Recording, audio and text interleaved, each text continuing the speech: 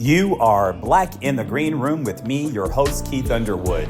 And this is your spot for real talk about entertainment with entertainers, creatives, and showbiz professionals. Y'all know we love to bring legends through the green room. And today we've got one of the funniest, fiercest women in the game. She's the original bad girl of comedy, and she's fresh off another sold out show at the Apollo Theater, making history once again. Come on now. You've heard her in Dog Man, seen her killing it in Hacks on HBO, and she's back in Vegas with her comedy residency. From Netflix to Broadway to Savage Fenty, this woman does it all. Please welcome back to Black in the Green Room, the unstoppable Luenell. Luenell, what is up? Pew, pew, pew, pew, pew. Pew, What's pew, up, pew, baby? pew. Hey. How are you? Thank you for having me back. Of course, anytime, anytime. How you been? I've been pretty exhausted, Yes. but blessed at the same time, booked and busy, and in this millennial obsessed world, for an OG like me to still be out here causing a ruckus and being in demand is a pretty wonderful thing. That's right. Absolutely. No, Lino, what's the realness about it? You said, you've got a lot going on. There's a lot of moving parts to what you're doing right now. And you said it wears you out. It's tiring. What's that like? Well, you know, as a female in this game, it's very taxing on your motherhood time. Mm. It's very taxing on your relationship. It's very hard to have one. Mm-hmm. And nobody just wants to work. I'm a woman. I want my hand held too. I want to go out to dinner too. But when, how, and every man is not secure enough to be with a woman who's as popular as I am on site. These nails, this hair, it's like a light bulb on my head. And so I'm hard to miss, unless I try to go a little undercover. And that never works because like I said, if they see my hands, they know who I am. If I open my mouth, I'm busted immediately with this baritone voice of mine. So it's a little difficult, but thank God that I, am a praying woman and that I am getting the love that will suffice me for now from my fans. Nice. That's beautiful, Lunel. Lunel, what is it like when people come up to you? What's the first thing that they say to you? Well, they usually just start laughing. Before I can say, "Hey, how are you today?" and they just start busting up, or they'll come up to me and, "Oh my God, my mom loves you," or "You're my favorite comic," or "I love you, I saw you," da da da da da. When you're gonna go on tour with Cat Williams again, or blah blah, a lot of people know me from him, and it depends on how you approach me, what my Mm. reaction may be, because Hello. I'm not always, happy and cheerful. If you bother me before I go into the bathroom, if I'm headed toward the bathroom, you're gonna get a different reaction than you would if you would wait and let me come out of the bathroom. If I'm Right. going to the bathroom, obviously I have to go. So, like, don't stop me or anybody on the way in the bathroom. But once we come out, we've relieved ourselves, washed our hands, come out, you'll get a different reaction. You know what I'm saying? Or people come up and say, "Hey, I really appreciate your work. You're so funny. Would you mind if I get a photo?" I don't mind that, but it's like, girl, you so that girl, you are so funny. And you do all that. Now you're making a big production that's gonna alert other people. Now we got a Mm-hmm. scene. Right. And so, it's levels to this. Yeah, yeah. Lunel, you just recently rocked the Apollo Theater, as I mentioned early, and your Millie and Dog Man. How fun is it, stepping into making history as one of the first comedians since Moms Mabley to sell out the Apollo? Black females. Because I don't know, Yes. they might have had some other comedians do it to the mouth, but I'm the first Black female comic to sell out the Apollo doing comedy since 1968 when Moms did it. And I did not believe that when they told me, I said, "You got to be kidding." I said, "Surely Whoopi's been here." They're like, "No, not to do comedy." I said, "Well, Wanda Sykes, I know she," but they said, "No." They usually go do the Beacon. The Beacon Theater is much larger. You'll make way more money. But see, Mm, I didn't do the Apollo to make money. I did the Apollo to create legacy. come I was on. very amazed that I got a chance to even get this opportunity. I've been to the Apollo, I've walked around it, I've been upstairs, I've been in the dressing rooms where the Supremes and the Temps have been. I've seen the other theater. There's another theater in there. I've been there when Yolanda Adams Band was practicing for a Christmas show. I never thought that I was going to get the opportunity to perform there. And when my agents told me that I was going to be doing the Apollo, I said, "Okay, who with?" I'm thinking I'm going to be with Sad or Mm, DL or something. They said, "No, you." I come said, on. "Me? I'm going to headline the Apollo." And it was my name on the marquee and everything. And it was a very heady experience. It was very emotional to know the history of those boards. James Brown laid in state there when he Yes. passed away. I'm Yeah. saying Aretha probably performed there 15 times, from the Jackson 5 to the Temps to the Tops. And I was on that stage and it blew my mind. And then to, Hmm. to add one more thing layer to it, back when they were doing, and I brought Kiki Shepard with me, by the way, both times, All right. Apollo Legend, Yes. because I feel like I would be remiss since I know her Right. to not go back and bring her and let the people see her. She still looks good. She's amazing. She's an Apollo legend. Why wouldn't I bring her back? Hmm. You know? And back when they were doing Showtime at the Apollo, amateur night, my daughter's father, who used to be a comedian before me, my daughter's father performed as a paid comic night on the amateur night at the Apollo. When I did the show this time, my daughter's a dancer. I Mm. had her and her girls, sort of like the Fly Girls from In Living Color. Yes. I Yes. had them open up for me. So now my daughter can say, my father, my mother, and I have all performed at the Apollo Theater. That's pretty amazing, Lou. Luenell, welcome black. Thank you. Welcome, Black. I like that. Yes, ma'am. You better tell somebody. So let's talk about voice acting. You were Millie in Dogman. How fun was it stepping into animation for Universal and DreamWorks? Well, I also did two Adam Sandler movies, Hotel Transylvania, one and Right. two, and I've done Boondocks before. I've done a cartoon called Apple and Onion. I've done voiceover for quite a while. I love voiceover. Number one, you don't have to memorize lines, you Right. know, and number two, you don't have to get dressed up or anything like Right. that. And I guess I'm lucky to have this so deep voice that I've got, because definitely the minute I open my mouth, people know who it is. Hmm. And so I really enjoy it. I really enjoy it. I want to do more of it. Yeah, outside of the quality of your voice, Lou, what else is about your spirit and your personality that you bring to when you're doing voices? Well, it is acting at the end of the Yes. day. And you have to be, and a lot of times you'll have the character, the animation in front of you on the big screen. And so you have to react, like if you're getting punched, you got to, you have to, you have to make noises. You have to be able to, take the words off the page and bring them to life Hmm. without anybody seeing you. And Yes. so it's a challenge for some, but not for me. I love it.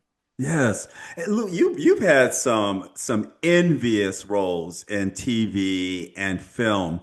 What's that like for you?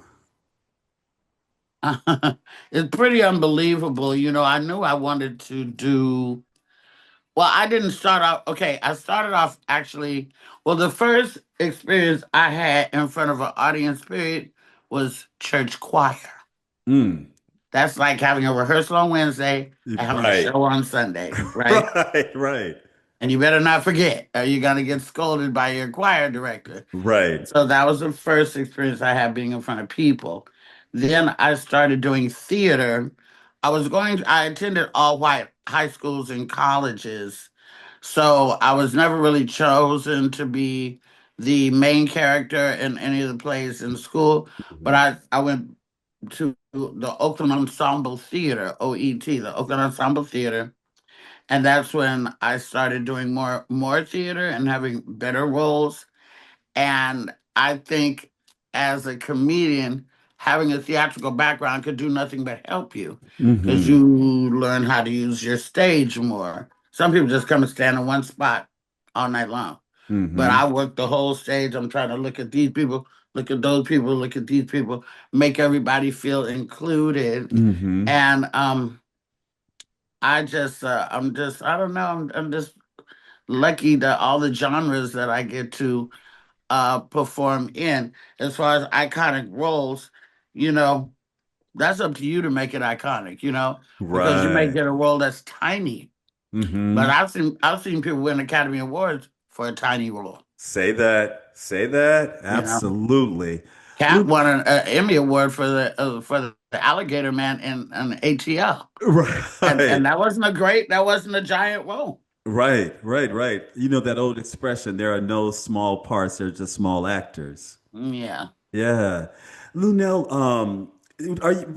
were people shocked when you were first starting out as a comedian and then transitioning into acting because they weren't aware of your theater background? So were people shocked when you were transitioning and then when they started seeing you deliver? No, people weren't shocked. My family was shocked though, because all I ever wanted to do was be on television. And I'm the eighth of eight kids. I was born in Tollet, Arkansas. Nobody in my family has ever been on television unless they put you on the news for a DUI or something like that. That's the closest. That's the closest anybody in my family's come to being on TV. Uh, um, and I wouldn't say that they didn't have faith in me. They probably thought I was crazy. You know what I'm Mm, saying? To think I wanted to be on TV, but I had other opportunities that they did not. Being a baby, things had changed, hmm and you have to decide: do you want to hold this against them because they didn't support you, or do you want to realize that they couldn't dream the dreams that you had because they had not seen the mm. things you were exposed to? So it's only when your neighbors and stuff say, "Oh, I saw your sister on TV last night. She's funny." They were like, "What? My sister?" Yes. Your So sister. the people weren't shocked, but my family was. Yeah, yeah, yeah. And so what is it like? What is it like now? Are they very, very supportive and happy for you? Or, anybody ask you for a loan? I mean, what's what's the deal? Yes, yes, and yes. Yeah, they're happy for me and supportive, and they pull up and all that type of stuff.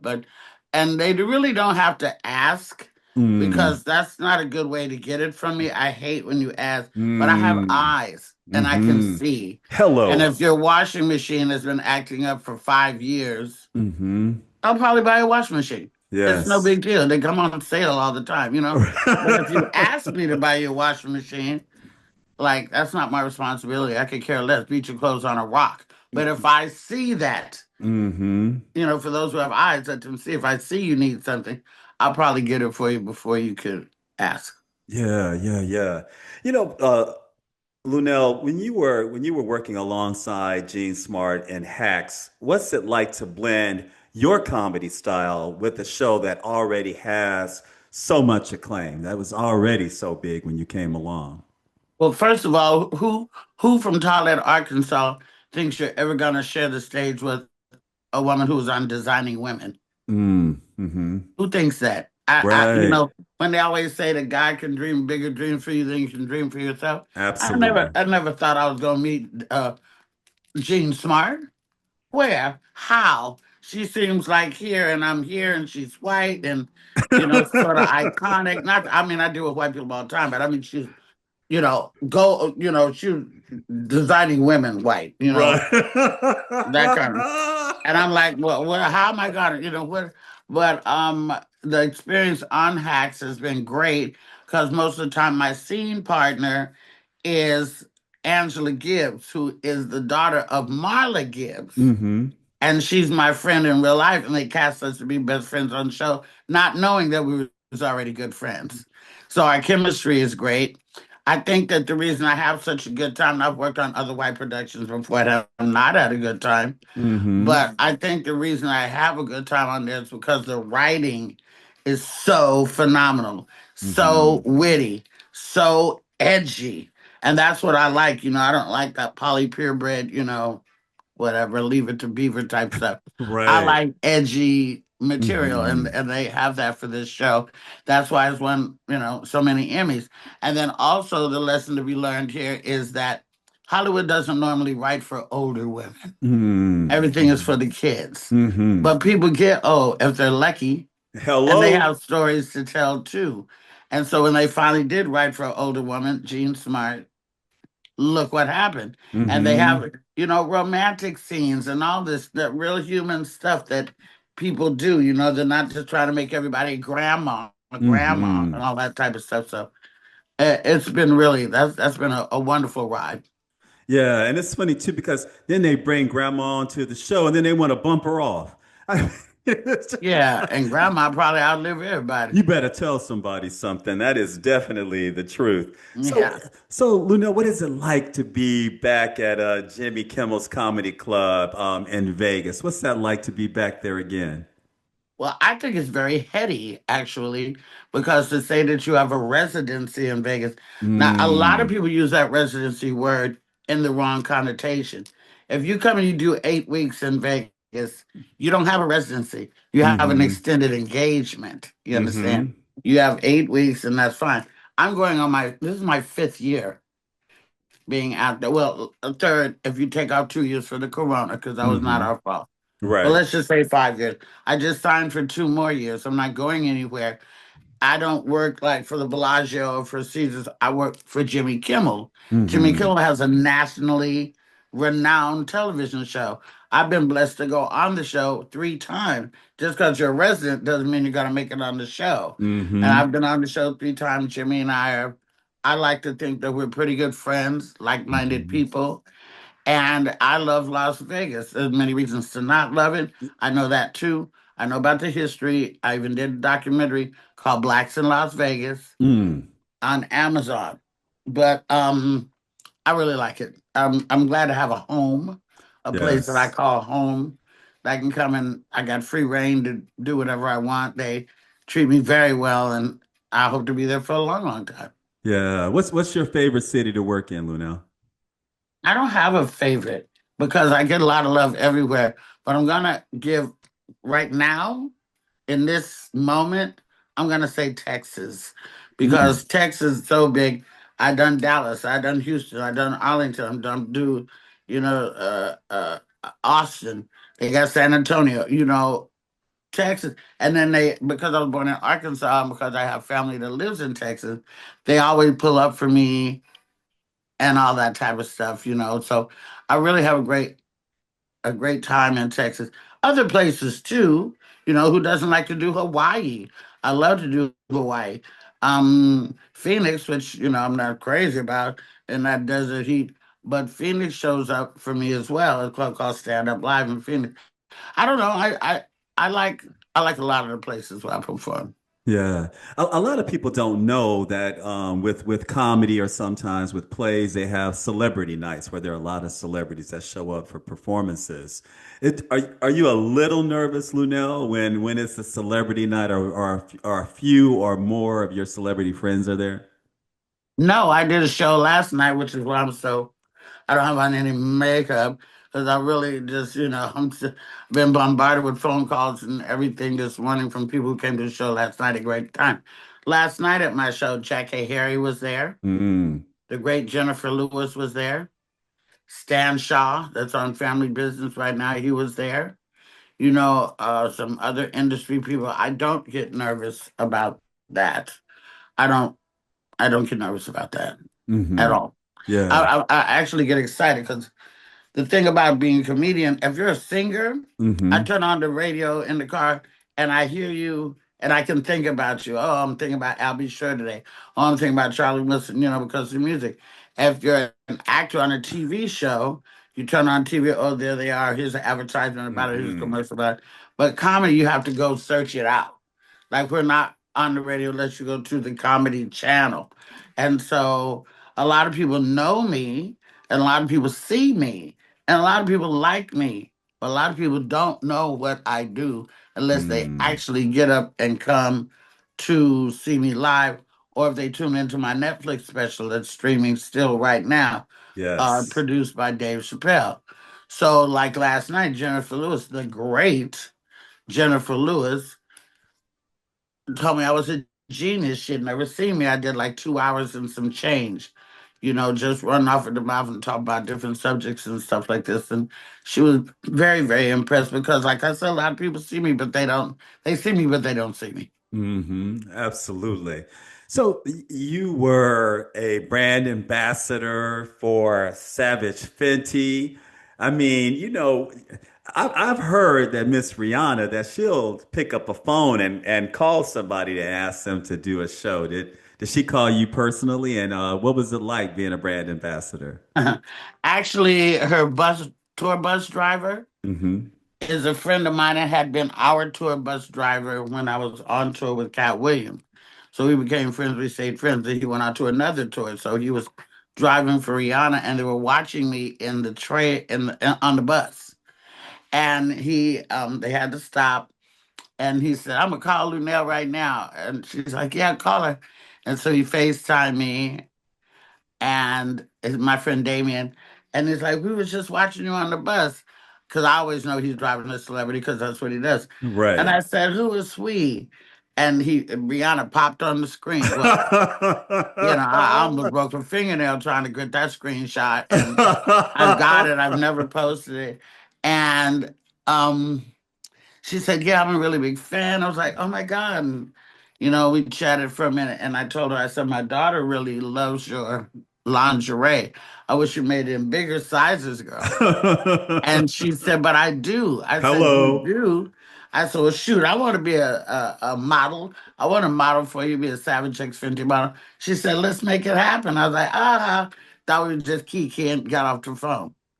Well, that next week, I got an email with contracts and this and that and everything. I'm like, oh my God, it's real. And then once you sign the contract, they send you catalogs. You pick out what you think you might want to wear. Then they send it Mm. back to you. You do the photo shoot, turn it in. They tell you what to put on your story and what to put on your page. And it's a little. I almost thought I had bit off a check that my could not cash. I'm like, oh my God, what is this? It's got net flour on the booty. What am I doing? But because it was Rihanna Hmm. and she's so beloved and exceptional, I Yes. got a pass as not people thinking I was trying to thirst trap or be, like that. It was for Rihanna. And then she had the Savage X Fenty fashion show during COVID. Right. And it was on Amazon Prime, and I'm on there with Paris Hilton and Willow Smith. So I was like, yeah, this is fantastic. And then you get a check too. Right. A check. Yeah. So, Hmm. Lunel, was it empowering for you? Like you said, it's not often that you find a lingerie company that's making lingerie for real women.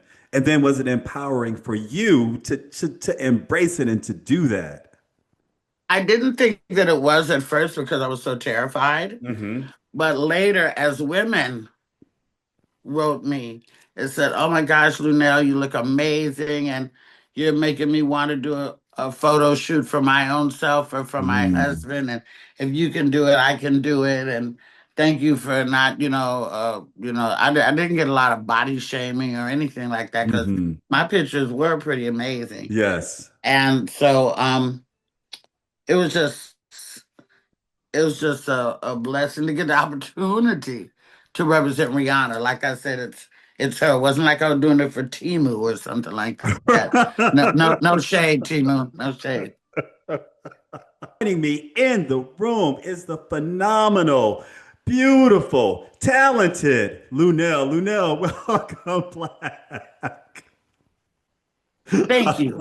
See, if you're listening on the radio, you guys be sure to tune in to the YouTube next week because you have to see all of Lunel's mannerisms and the whole bit because you're gonna be missing out. So, Lunel, Yeah. how you doing? I'm doing good, trying to fight through balancing some rest and being very much in demand. But I managed to get it in. I think all of us entertainers must have some form of when you have a sleep disorder. uh, we have insomnia.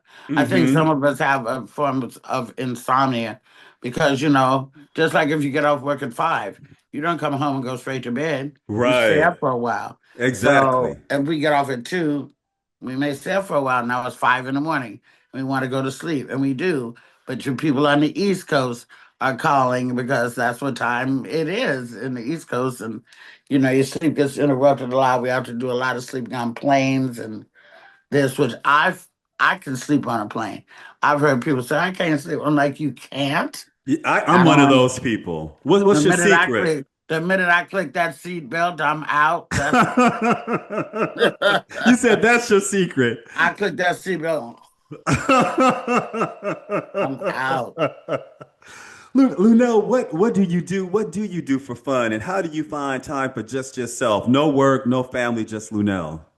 Well, I like to lay in bed and scroll around. I like to do that. I like to spend time with my daughter. Yes. She's a hoot. I love fine dining. I think that's obvious. Mm. You know, I love to go out to dinner because one of the things I missed during the Rona was this sound right here.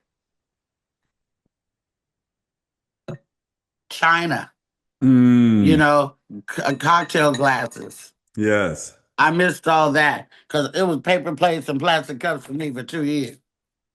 You Wow. know, I didn't because I wasn't going out and we were cooking, but ain't nobody trying to do no bunch of dishes all the Hmm. time. So I just didn't use a lot of my china and crystalware during the Rona, even though we were home. I missed hearing the clink of wine glasses and stuff like that. So Yeah. good. Yeah. I always ask this when people bring up food or bringing up cooking. What's your go-to dish, Lunel? What can you To whip eat up? or to cook? Tell me, Which tell me one? both. Tell me both. Tell me both. My go-to dish to eat would probably be gumbo. Oh, yes. 'Cause I Yes, yes. love gumbo. Yeah, me too. That's like I don't like bad gumbo, but I love good gumbo, and Hmm. I make a cold blooded. A, when I make my gumbo, it's like $600 easy Oh to my make a pot goodness. because you got to get the good crabs, and Yes. I like different types of shrimps, and depending on if I'm gonna make okra gumbo or regular gumbo, and do I want oysters and all that kind of stuff. So I would say gumbo is my favorite everything to eat and to cook. But I Yes. make some cold blooded greens. My greens, bar none. Yes. Save me a bowl of gumbo and save me Uh, a bowl of greens. I'd rather save you the greens than the gumbo player because I'm very selfish. Very selfish about my gumbo, honey. And then there's different kinds because if you're Creole, you Right. might make that red roux gumbo, which Yes, right, right. spoils really easily. If you don't take care, you have to take care of that gumbo like a baby. You must Hmm. refrigerate it, or it's gonna bubble up. And Right. then, but I make the regular brown roux gumbo, Mm. and I prefer that. But baby gumbo for me, it's gumbo for me all day. All day, every day. You're Mm, mm, you're mm. you're part of the upcoming Paramount Plus comedy Crutch, and that's starring Tracy Morgan. What can fans expect for their the spinoff from The Neighborhood? What can they expect from it? First of all, I love television more than movies. I like to do television. And if you do taping in front of a live studio audience, you get days to rehearse and block it and rehearse it Hmm. before you have to actually tape in front of the audience. And then they'll do multiple tapes so you get the best product. Um, Crutch is a Tracy Morgan based show um, about his family. And yes, it is a spinoff of The Neighborhood, but it's a little bit better. A little bit better. And I just play like, you remember 227 Rose, who used to be in the window, being nosy? Right. I play a character like that, Okay. named Miss Pearl. Miss Pearl, are you enjoying yourself with, playing the role? Yes, we had a great time doing that because I had to go back in New York, back and forth to New York 8 weeks in a row, which was Wow. fine with me because I love New York and I Hmm. love Tracy Morgan and the other actors that I worked with. We had Tony Award winners in the show and everything like that. And I like my little character. And I had auditioned to play this other character, but I got this other character, and I'm happy with that. I'm just glad that I'll be on something that you can see me a little bit of me every week. Hmm. Yeah, how is it spinning off from the neighborhood, if you can share that? Well, it doesn't start airing, I think, until September. Hmm. And the first episode we did have Cedric and T Cedric and Tashina Arnold on it. Right. But then they left, after the first episode, and we just took over after that. So the relationship is established in the first episode. It was great. I mean, the other thing I like about it is the multicultural crew. Mm, I've worked on shows before with all white crew, right. and sorry, wasn't fun. But Hmm. when you work with a multicultural crew, it's just the music you play in between takes and the vibe, and we're all so proud to be there with each other and so happy. I felt the same way when I did Coming to America with Hmm. Eddie on the Tyler Perry studio lot, with a lot of the crew being African American and Latino y Latina. So I like that. Yeah. What do you got coming up next, Lou? I mean, gosh, I mean, you do so much. I'm gonna ask you a better question because I was wondering about this earlier. Do you Okay. ever want to produce anything? And if so, what would it be? And I just got a request to direct something, which I've never directed before. I don't know because you got to know a lot about a lot. Producing something means you're the person behind the capital to bring it to life. And no, I ain't never thought about producing nothing. I'm not there yet. I got production money. Sorry, maybe one day. But Right. yeah, I'm not quite there yet. Not quite there yet. Yeah. So what is coming up for you next, Lunel? Well, season 5 of Hatch is I mean, yeah, am I getting mixed up? No, Hacks. Yeah. Hacks. Okay. Season 5 of Hacks is streaming right now on HBO Max. I'm on tour, doing my own tour. I have my residency in Las Vegas every Sunday and Monday night at 10 p.m. at Jimmy Kimmel's Comedy Club under the big Ferris wheel in Las Vegas. I just started last night a once a month limited engagement the um, at Flappers Comedy Club in Burbank here in Los Angeles. Um, I'm in the middle of writing my autobio, and Nice. I mean, it's just I got a lot going on, a lot of travel. Right. If it gets made into a movie, if it were made into a movie right now, who would you want to play you? Easy, Brayley Evans. Brayley Evans is who Nice. I want to play. I've wanted her for years.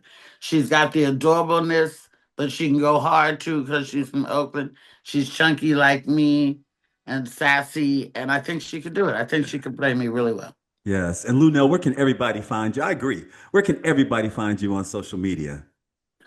Oh, on social media because I was about to give the single man my address, but anyway, okay. No, you can find me on Instagram at Luenell at Luenell. On Facebook, I'm like Luenell Campbell. That's my one of my many last names, Luenell Campbell on Facebook. That's another story. It'll be in the book. And then uh, I think my website, where you could go to see where I'm going to be, purchase tickets, buy any of my products, which is like I have a caftan line, I have a perfume line called Iconic. You could go to heylunell.com, HEY Luenell.com. All right. Luenell, thank you so much for joining me on Black in the Green Room. It's always a pleasure, and I always love having you. God bless you. Thank you so much. And I can't wait till the next time. Be sure to follow me, Keith Underwood, at Mr. Keith L. Underwood on IG. You can also follow me on FB at Keith L. Underwood. And you know you gotta follow Black in the Green Room at Black in the Green Room across all platforms. Until next time, this has been Black in the Green Room.